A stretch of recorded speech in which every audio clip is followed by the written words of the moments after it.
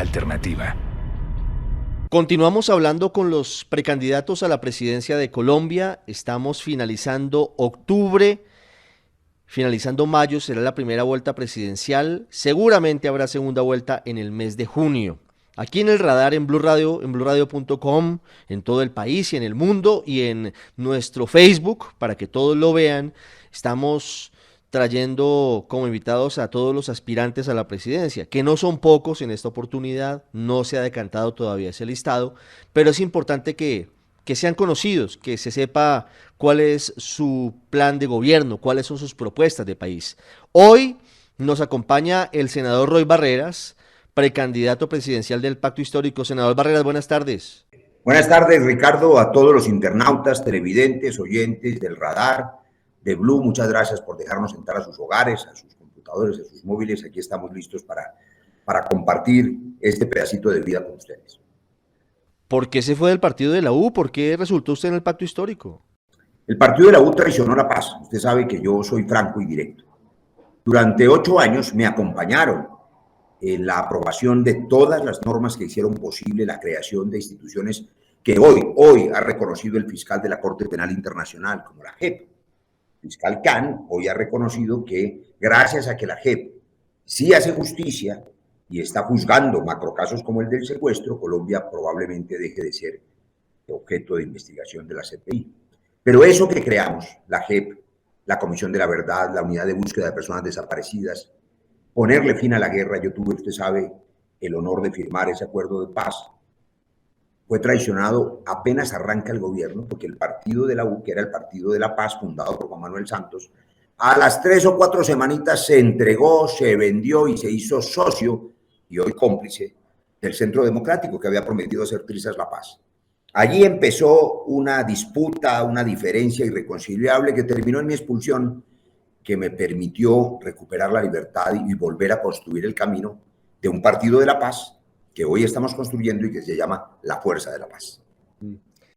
Le hago esta pregunta con mucho respeto y vamos avanzando en la entrevista.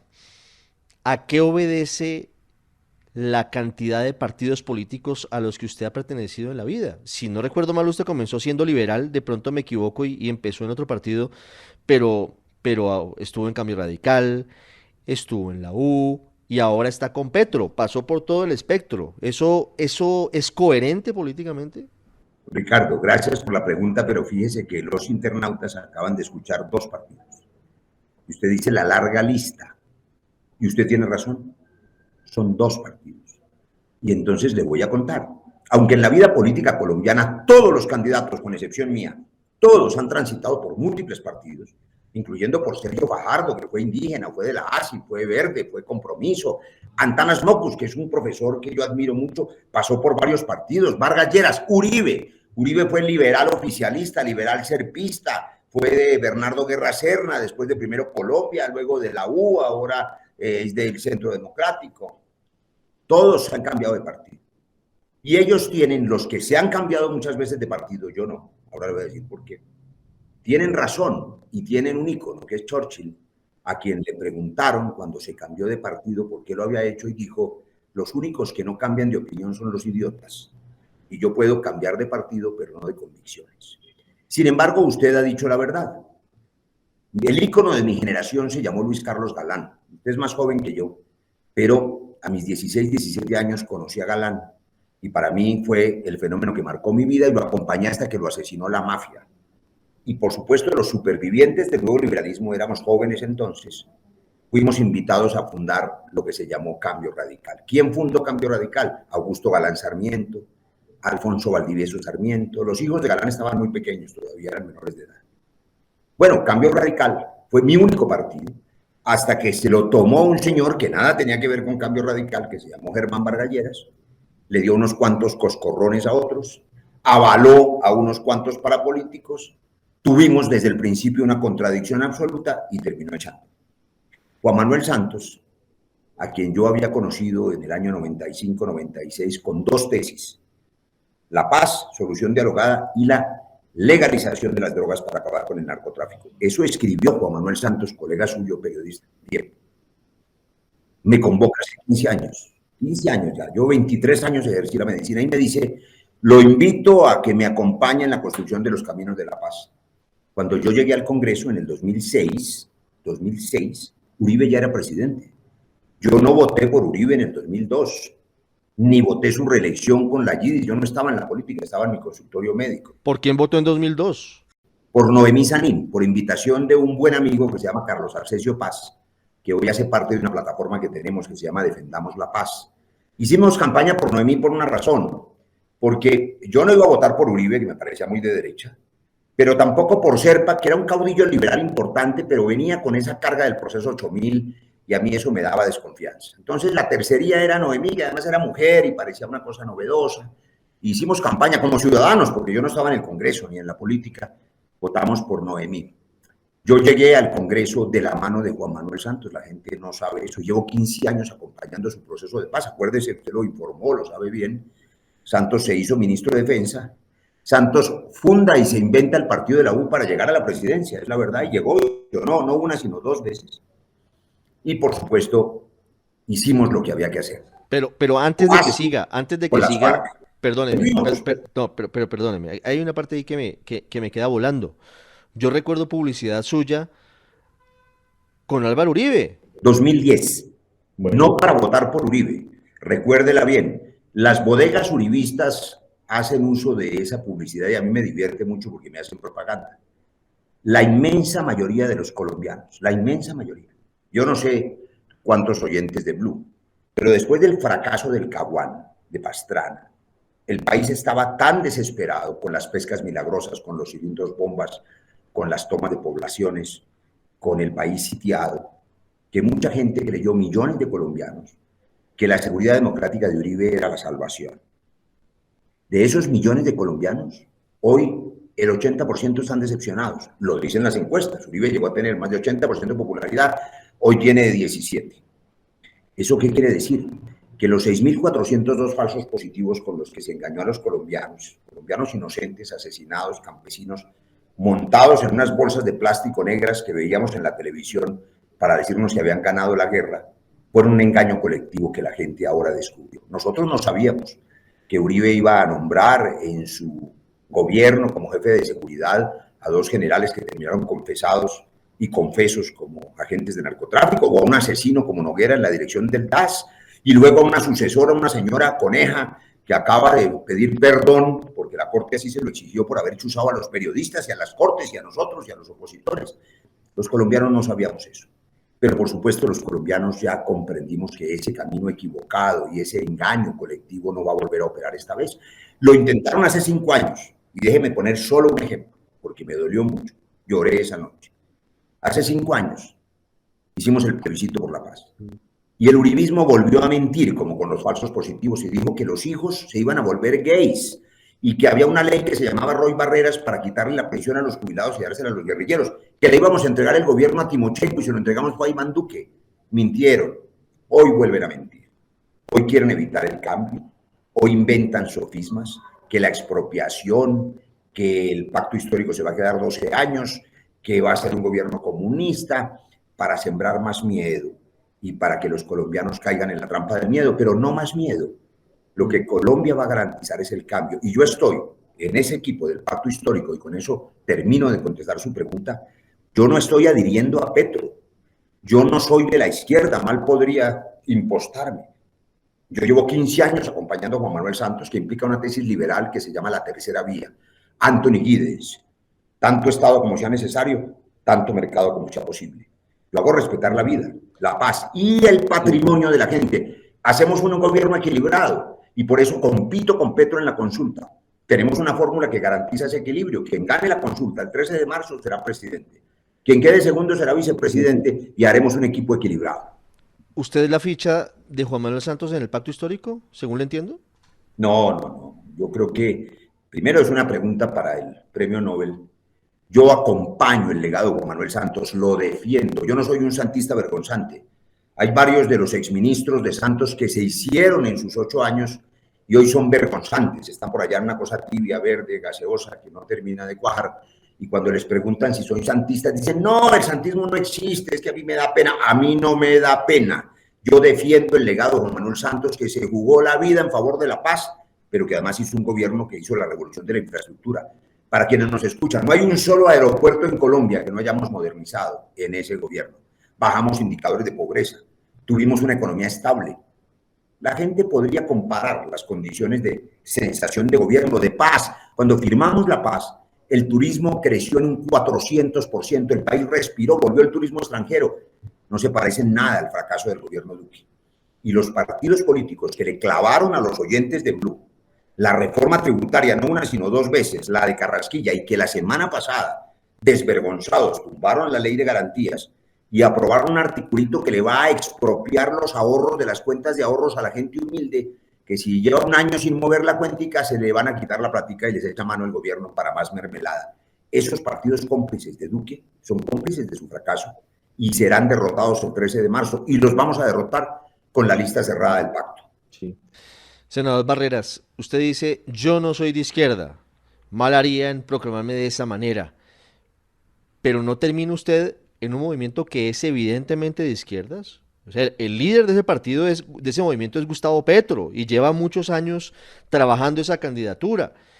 Y aunque usted dice, no está hoy hablando de expropiaciones, Petro tampoco lo dice con ese nombre, sí ha venido radicalizando su discurso. Lo dijo en Cartagena recientemente y con nombre propio anunció que les iba a devolver a los afros una tierra que supuestamente los Araujo expropiaron. El pacto histórico no va a ser expropiador. ¿No termina usted conectando con unas teorías y unos postulados de izquierda radical? No más miedo a los fantasmas que inventa la derecha.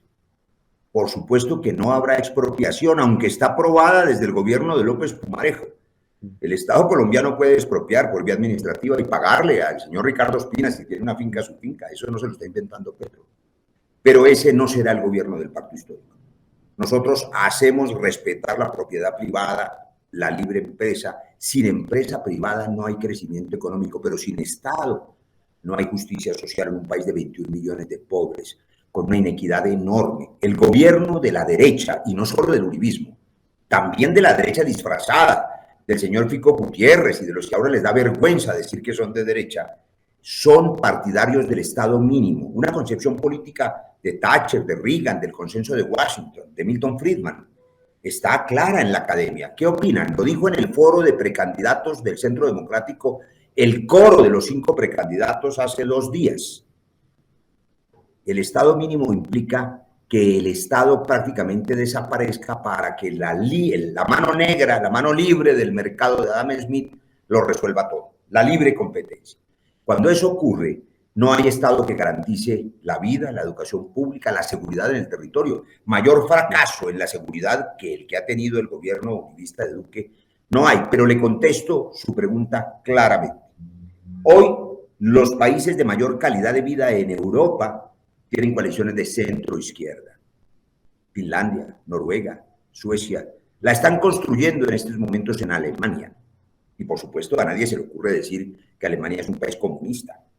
Lo que hay allí es una coalición equilibrada de centro-izquierda, y a mí me alegra que la izquierda democrática tenga la oportunidad de gobernar. No han podido hacerlo en 200 años. Aquí hay que ser de la élite, hijo de papito, hijo de presidente, de expresidente, de ministro. Yo soy orgullosamente hijo y nieto de campesinos. ¿Sabe qué hice esta mañana, Ricardo? Se lo cuento con emoción. Me reencontré con Imelda. Imelda Gómez es una señora que tiene hoy 70 años. Fue mi niñera y me contó dónde yo había nacido. Yo no sabía. Mi madre, que era una mujer desplazada de origen campesino, madre soltera, pues le pidió el favor a la vecina, que tenía unas vacas, que le diera leche caliente para cuidar al niñito recién nacido. Y esa señora me contó esta mañana con emoción cómo me ayudó a criar, en un colchón, en una pieza, en arriendo. Yo no sabía eso. Mi madre, a quien adoré y a quien le debo todo, me contó un cuento de hadas, pero hoy me contaron la verdad. Estoy orgulloso de ese origen. Yo no soy hijo de ministro, no soy hijo de galán, no soy rico de cuna. Yo soy un hombre que sabe lo que es la pobreza y el desplazamiento, pero conoce el aparato del Estado. Mi compromiso con la paz, con los desplazados, con las víctimas, es un compromiso de vida. Y yo sé lo que hay que hacer en Colombia. No va a haber expropiación, pero sí va a haber una apuesta por los más vulnerables y por los más débiles y por los desempleados. Cuente con eso. Sí.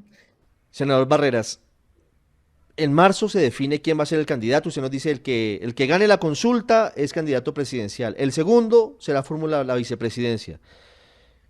¿Qué pasaría si ustedes formulan la vicepresidencia de Gustavo Petro? Usted me va a decir, no, es que yo le voy a ganar. Y pues todos quieren ganar, pero solamente va a ganar uno. Petro le lleva tiempo en la candidatura y las apuestas y las encuestas dicen que seguramente va a ganar. Usted dice, vamos a intentarlo y buscará ganar, pero si no gana usted segundo y es candidato a la vicepresidencia, ¿qué cambiaría o qué le aportaría a la candidatura de Gustavo Petro? Primero déjeme decirle que nosotros competimos con dos mujeres fabulosas. Francia Márquez. Que estuvo aquí hace 2 semanas, estuvo aquí. Qué bueno, una iglesia afrodescendiente del norte de Cauca, ambientalista, fogosa, con mucho coraje, víctima del conflicto. Y una lideresa guayú, Arely Suriana, del pueblo guayú de La Guajira, un pueblo muy sufrido. Y también con un compañero mío en la Comisión Primera, que es Alexander López, senador de la República, sindicalista. Es el candidato del Polo. Todos ellos son de izquierda. Ellos son la izquierda. Petro, el más fuerte dirigente de la izquierda colombiana, sacó 8 millones de votos y yo soy el centro de esta coalición. ¿Qué pasará si el pueblo colombiano decide que Petro gana, que yo quedo segundo y que somos fórmula vicepresidencial? Usted me pregunta por el programa, porque usted me dice qué cambiaría y yo le digo que estoy cambiando ya. Nosotros estamos construyendo un programa de gobierno equilibrado. Voy a ponerle ejemplos de cosas que dan para debates largos, pero que son indispensables. La transición energética, por ejemplo. La transición energética implica que haya un plan de Estado progresivo para poder transitar de la dependencia del petróleo y del carbón a economías limpias. Es decir, que usted garantizaría que eso no fuera de tajo. Eso no se hace en un decreto el 7 de agosto suspendiendo el petróleo porque la realidad económica que conozco lo impide. Colombia todavía vive del petróleo. Acabo de tener una reunión ayer con dirigentes del Arauca, por ejemplo, y del Casanare y del Huila. Allá no solamente siguen viviendo del petróleo, sino que además el resto del país vive de las regalías, incluyendo lo que nosotros creamos para los municipios víctimas del conflicto, que se llama Locat Paz. De manera que eso no se puede el 7 de agosto acabar con las regalías, pero sí tenemos la obligación de vida de hacer un tránsito hacia energías limpias porque estamos acabando con el planeta. Ahí hay una diferencia que se llama gradualidad. La otra diferencia tiene que ver con el asunto de la maldición del narcotráfico. Yo en eso soy, creo que más radical que Petro. La prohibición es el crimen, Ricardo. Yo soy médico y soy padre de familia.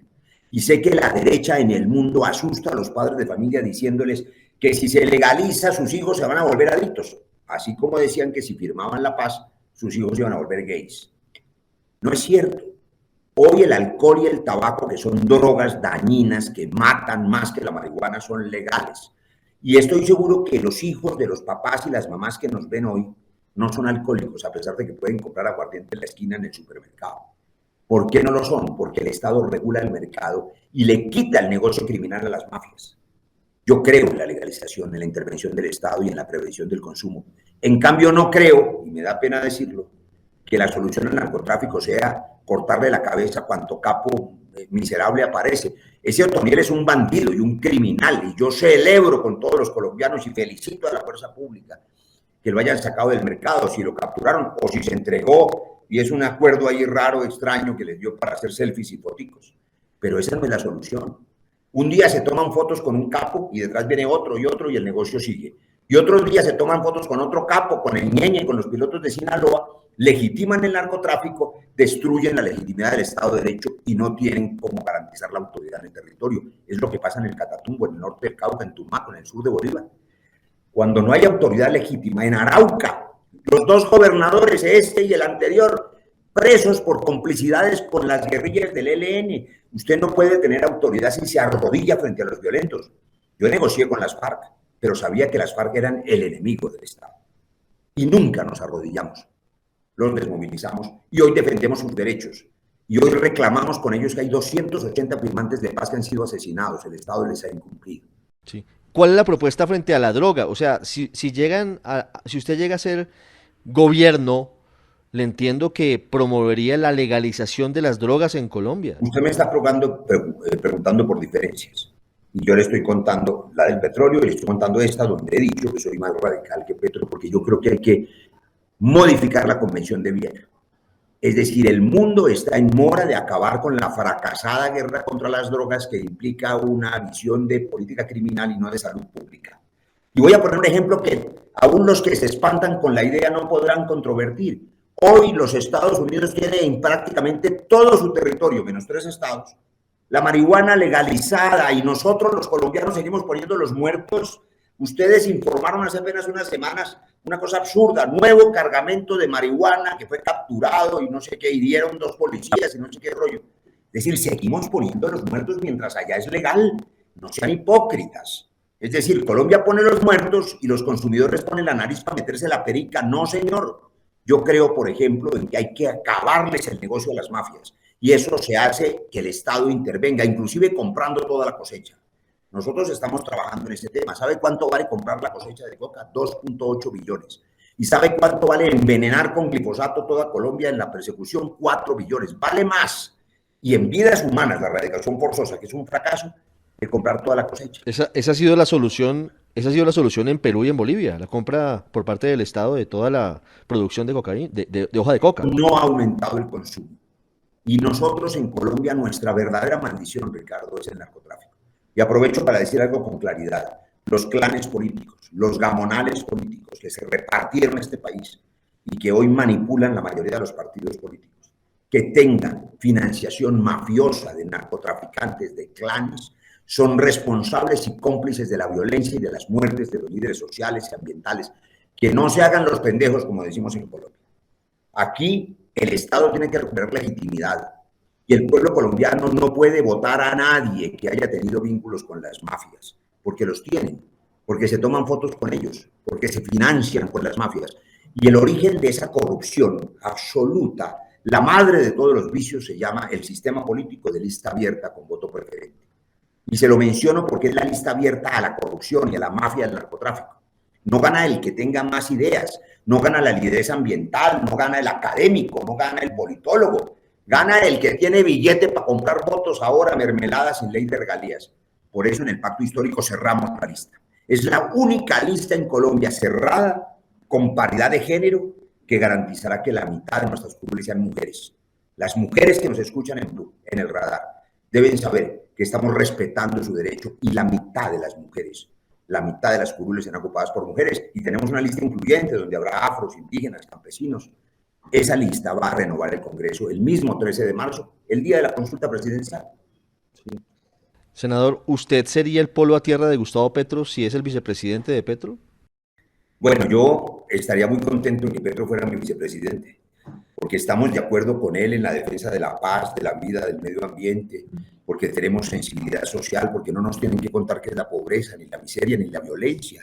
Yo he recorrido este país. Él lleva 3 campañas presidenciales, yo llevo 3 meses, pero yo he recorrido el país estos 12 años de la mano de las víctimas de Colombia, ya lo saben.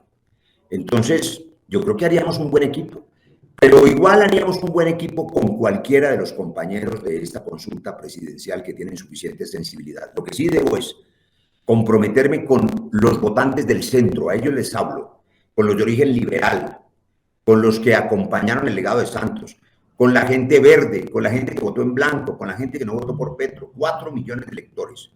Nosotros vamos a hacer el equilibrio y la garantía de un gobierno estable, con seguridad jurídica, con estabilidad macroeconómica, con respeto por el patrimonio. Esa garantía la tendrán conmigo, cualquiera que sea la posición que ocupemos en ese gobierno, en esa fórmula presidencial, vicepresidencial. ¿Le preocupan las versiones de ex hombres fuertes del chavismo diciendo que a Petro le dieron plata a Hugo Chávez y el régimen venezolano? No, porque creo que hacen parte del fantasma de construcción del miedo a que haya un gobierno de centro-izquierda en Colombia. Y yo no le tengo miedo a Petro, por eso compito con él. Miedo a Petro le tienen mis compañeros de la coalición del Centro de la Esperanza, a quienes no dejo de invitar a que participen con nosotros, compitan con nosotros en la consulta única sin vetos para ganar en la primera vuelta. Pero le tienen miedo, no es porque no quieran competir, sino porque piensan que Petro les gana y le tienen miedo. Yo no le tengo miedo, yo compito con él. Hay que tenerle miedo a los paramilitares, a los que asesinaron a los 6.402 falsos positivos, a los banqueros que legales extorsionan a los colombianos y cuando usted saca su ahorro, su plática con la tarjeta de débito le cobran hasta por el saldo. Y vaya, pregunte cómo ahorcan con el crédito al pequeño empresario, al señor del restaurante que se quebró, al del hotelito que sufrió en la pandemia. Hay que tenerle miedo a los terratenientes, que tienen hoy el 1% de ellos, el 81% de la tierra fértil en Colombia, de 20 millones de hectáreas, propiedad del 1%, y no es tierra productiva. Hay que ponerla a producir comida. Colombia es un paraíso que puede darle al mundo alimentos, aire, agua, turismo. Para eso necesitamos seguridad y paz, pero un gobierno que gobierne para todos, sino para ese nicho concentrador de terratenientes, de banqueros, de mafiosos, que todos lo que hacen es querer que nada cambie, pero el cambio es imparable, Ricardo, y el pacto es el cambio. La situación y el discurso del centro, o digamos de la coalición de la esperanza, digámoslo así, para no encasillar a unos y a otros, dice que Colombia está cansada de la polarización, de la derecha y de la izquierda, de Uribe y de Petro. ¿Qué opina usted frente a eso? Yo creo que Colombia está cansada de los gobiernos de derecha que llevan 200 años. En el último gobierno de Santos, por eso lo respaldo y lo defiendo, se jugó su capital haciendo la paz. Y por supuesto Santos no era un hombre de origen popular, sino de unas élites tradicionales, académicas, económicas, periodísticas. Pero cansados de los gobiernos de izquierda, es que aquí nunca gobernó la izquierda. Jamás en 200 años. Tal vez José María Melo, que fue el único presidente negro que hubo por allá en el siglo XIX y que duró unos pocos meses en el poder. De manera que no, lo que la gente está cansada es de los mismos con las mismas, están cansados de los viejos partidos. Van a recibir una paliza los viejos partidos y los nombro con nombre propio, que no se camuflen. El Partido Conservador, el Cambio Radical, el Partido de la U, esos partidos son cómplices del fracaso de Duque y hoy se quieren distanciar del uribismo, pero reciben la mermelada y hunden la ley de garantías. No, esos partidos van a ser reemplazados, sacados del Congreso, por los jóvenes, entre otras cosas. Los jóvenes tumbaron a Carrasquilla, tumbaron la reforma tributaria y claro, Duque premió a Carrasquilla en el Banco de la República y a Alejandro Gaviria le pareció que era una buena decisión. A mí no, yo en eso no soy tibio. Estoy convencido de que el cambio tiene que ser de verdad, pero sin miedo, no más miedo, no más miedo, sí al cambio. Claro. Pero fíjese, senador Barreras, que no es porque se hable de gobiernos de izquierda, pero sí de la polarización que se genera. Porque como hay polarización de derecha, también hay polarización de izquierda. El discurso de Petro es absolutamente polarizante. El discurso de Petro es de buenos contra malos. Nosotros somos los buenos, los demás son malos. ¿No cree que el país sí está cansado de eso? De esas peleas por Twitter y de esos escenarios de bodegas y de esos escenarios de confrontaciones en todos los escenarios. Bueno, evidentemente yo tengo una historia de vida distinta a la de Petro y tengo también unas ejecutorias diferentes. Yo soy un hombre capaz de construir el diálogo. Yo soy una puerta de entrada, soy un puente. Yo sé hacer la paz. Y creo que eso le garantiza a los colombianos que el gobierno del pacto histórico será un gobierno tranquilo y ecuánime. Pero por supuesto el problema, como dicen los académicos, no es la polarización. La polarización ideológica lo que implica es que la gente tenga claras las ideas. A mí, por ejemplo, me parece muy bien que María Fernanda Cabal, la senadora del Centro Democrático, sea tan radical como es, porque ahí está clara la idea del uribismo. Ahí está clara. Ella es radical, de extrema derecha, los demás son maquillados y tibios. A mí me parece bien que ella tenga esa claridad. De manera que la polarización no es el problema. El problema es la violencia. La violencia verbal, la violencia en las redes, la intransigencia, la incapacidad de sentarse con el que piensa distinto para hacer acuerdos. El problema es no entender que el pacto es con todos y todas los colombianos, también con el que piensa distinto. Que aquella persona que tiene un hotel o un granero o una peluquería y le han mentido y le han dicho que en el pacto le van a expropiar la peluquería, tiene razón en tener miedo y hay que explicarle que es mentira para que pueda votar sin miedo. No hay que tener rabia contra esa persona. El joven que fue gaseado, golpeado brutalmente en las protestas, tiene rabia contra la fuerza pública. Hay que explicarle a ese joven que no hay Estado de Derecho si no se respeta la fuerza pública, si no hay institucionalidad, y que esos hombres, esos policías y soldados de Colombia también son hijos de mujeres humildes. Duele su muerte. Hace unos días fue asesinado un intendente, Barrera, policial, joven, hermano de uno de los hombres que me cuida a mí, que también es policial. El sufrimiento de las familias no tiene ninguna justificación. Lo mataron en un combate con el ELN. El ELN sigue matando colombianos. Cada muerte es repudiable, es cruel, es atroz. Nosotros sabemos parar la muerte. Solo que la manera de parar la muerte y de parar la guerra es la solución dialogada a los conflictos, no seguirnos matando. Yo sé hacer eso. Yo lo que me propongo lo hago y esta vez vamos a hacer la paz completa. Sacamos adelante el estatuto de la oposición después de 28 años. La ley estatutaria en salud, con la oposición del ministro Alejandro Gaviria y de las CPS, la sacamos adelante. Hoy existe, por ejemplo, una ley de bomberos que no existía nunca. Y 80 y tantas leyes más que hicimos, pero sobre todo defendimos la paz. La defendimos del ataque de las objeciones. Resucité las 16 cúpulas de las víctimas. Nosotros no abandonamos las causas. Llevamos 15 años defendiendo el camino de la paz y vamos a gobernar para hacer la paz completa y recuperar la seguridad, Ricardo. Hoy la gente que nos oye, seguramente la mayoría no está en Corinto, en el Cauca, ni en Tame, en Arauca, ni seguramente está en Cantagallo, Bolívar. Está en Bogotá, está en Medellín, en Cali o en Barranquilla. Y la inseguridad que hoy les angustia es la de la ciudad, de que su hijito lo atraquen y lo apuñalen por robarle el celular. La inseguridad está desbordada. Cuando no hay control de los territorios, esa violencia se desplaza a las ciudades. En los cinturones de miseria los jóvenes son cooptados también, son reclutados por bandas mafiosas, por microtráfico. Como el Estado los abandona, como son ninis, como no les dan ni educación, ni trabajo, ni empleo, esas bandas les ofrecen el único trabajo que saben hacer, el crimen. Y ese mismo muchacho se convierte en un criminal. Ese muchacho que fue abandonado por el Estado. Hay que garantizar que el Estado intervenga, que proteja a las familias, que les dé empleo, que proteja a las madres comunitarias, a las mujeres que tienen que sacar adelante sus hogares para que sus hijitos no sean violentos. Ese es el Estado que interviene, no el Estado de la derecha, de Fico hasta Cabal, que piensa que hay que tener un Estado mínimo que no intervenga. No, el Estado tiene que intervenir para aliviar las angustias sociales de la gente y para apoyar al empresario privado.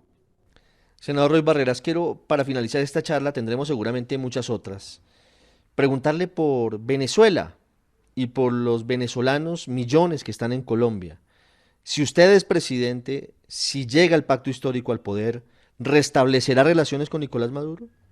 Le digo con claridad, Maduro es un dictador, es un tirano, es un hombre que ha violentado todos los derechos humanos, igual que el señor Kim Jong en Corea del Norte.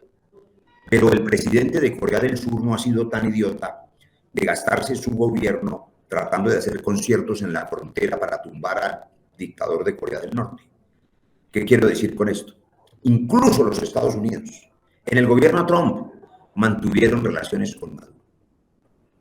Es una pena que los venezolanos permitan que haya un gobierno dictatorial sin libertades, pero a mí me van a elegir en el pacto para gobernar a los colombianos, para proteger a los colombianos.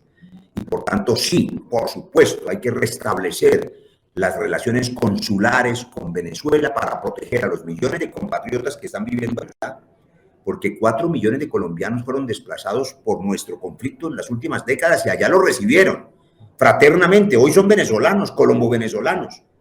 Y para garantizar que el flujo migratorio, la expulsión por el hambre, pueda controlarse, porque Colombia está recibiendo la carga económica de una decisión solidaria que hay que mantener, porque nuestra patria es la humanidad y no puede pensarse, como decía Trump, en construir muros para que mueran de hambre detrás del muro. No, hay que ser solidario y fraterno, pero las relaciones entre los dos países son el único camino para restablecer la economía de frontera. Vaya, pregunten en Cúcuta cómo están esas condiciones, para ponerle orden al flujo migratorio, para garantizar que los delincuentes, y me refiero a las disidencias de Marquetalia, a las del narcotraficante Gentil Duarte, a los del ELN, no cometan los delitos que cometen y se escondan en Venezuela, sin ninguna posibilidad de control binacional.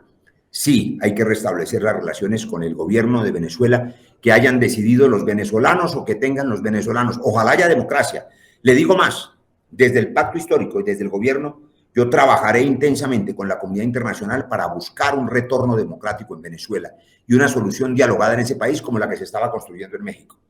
Hay que resolver el tema de Venezuela, pero no es mi prioridad. Mi prioridad es resolver el tema de Colombia. Me surge una pregunta, ya que habla de Venezuela, sobre qué tan cómodo está en el pacto histórico. Porque, claro, en un partido hay matices y hay personas más cercanas unas que otras. Pero le pregunto cómo se siente en el mismo partido con Piedad Córdoba. Pues usted sabe que yo soy franco.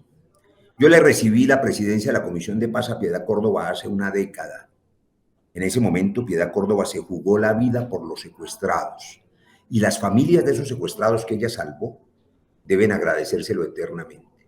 Pero Piedad Córdoba, en mi opinión, tomó decisiones políticas completamente equivocadas, que fue militar en el chavismo, defender el régimen chavista, defender a Maduro, que yo lo considero un dictador.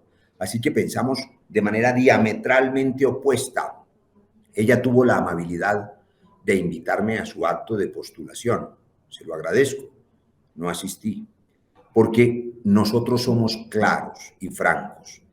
Maduro es un dictador, hay que restablecer relaciones con ese país por el bien de los colombianos, pero no significa que nosotros vamos a decir que Maduro o Chávez u Ortega no son dictadores. Son dictadores, no soy amigo de ellos y no quiero ser amigo de ellos.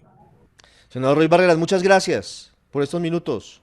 Pues muchas gracias a usted, Ricardo, y sobre todo a los internautas, televidentes, no sé cómo se dice ahora en este mundo de comunicaciones. Por todas las vías. Pero a todas las vías que nos están viendo hoy, gracias por dejarnos entrar a sus hogares y nos estaremos viendo. El pacto es el cambio, no más miedo y sí al cambio.